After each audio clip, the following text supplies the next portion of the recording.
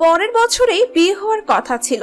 ঘটনার রাতে শেষবার 10টার সময় তিলোত্তমার গলা শুনেছিলেন তিনি। তারপর আর নয়, ফোন আর ধরেননি। 10টার সময় যখন কথা হয়েছিল, তিলোত্তমা তার বিশেষ বন্ধুকে জানিয়েছিলেন, ব্যস্ত রয়েছি, একটু পরে ফোন করছি। কিন্তু সেই ফোনটা আর আসেনি। এতদিন কথা বলার মতো পরিস্থিতিতেই ছিলেন না তিনি। আজ প্রতিনিধির ফোনে কান্নায় ভেঙে পড়লেন তিলোত্তমার বিশেষ বন্ধু। কিন্তু বিশেষ বন্ধুর কথাই উঠে এলো বিস্ফোরক তথ্য। দেখুন বিস্তারিত আপডেটে।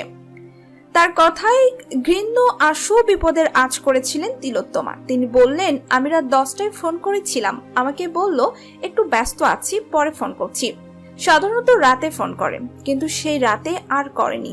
সকাল 9টার সময়ে আমি তখন হাসপাতালে নিজের কর্মস্থলে ব্যস্ত ছিলাম। তখনও দুবার ফোন করেছিলাম, ধরেনি। তারপর মেসেজ পাঠাই, তখনও নেই। আমি তো দুঃস্বপ্নের শেষ পর্যায়ে গিয়েও কখনো এই ঘটনা ঘটতে পারে ভাবতে পারিনি। স্বপ্নের শেষ। ফোনেই গলা ধরিয়ে এলো তিলোত্তমার বিশেষ বন্ধুর।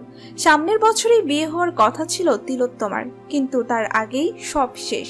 তিলোত্তমার বিশেষ বন্ধু জানালেন, ঘৃণ্য আশু বিপদের আজ হয়তো আগেই করতে পেরেছিলেন তিলোত্তমা। আগে নাইট ডিউটি করতেন, কিন্তু সম্প্রতি নাইট ডিউটি করতে চাইতেন না তিলোত্তমা। বৃহস্পতিবার রাতেই ঘটে যায় অনর্থ। রাজ্যের গণ্ডি পেরিয়ে সেই ভয়াবহ ঘটনার রেশ পৌঁছেছে দেশ। কর্মবিরতির ডাক দিয়েছেন দেশের চিকিৎসকরা। অভিযুক্ত কিংবা অভিযুক্তদের কঠোর থেকে কঠোরতম শাস্তির দাবি জানিয়েছেন তিলোত্তমার বিশেষ বন্ধু। ইতিমধ্যে এই ঘটনা পুলিশের হাতে বেশ কিছু তথ্য এসেছে। ঘটনার রাতে তিলোত্তমার সঙ্গে ডিনার করেছিলেন 4 সহকর্মী। সেই 4 ডাক্তারকেও ইতিমধ্যে নোটিশ পাঠিয়েছে লালবাজার। এই ঘটনায় একাধিক জন জড়িত কিনা সেই বিষয়টা খতিয়ে দেখা হচ্ছে। অপরদিকে নির্যাতিতার বাবা সাফ জানিয়েছেন, এই ঘটনা কারো একার পক্ষে করা সম্ভব নয়, ডিপার্টমেন্টেরই লোক জড়িত।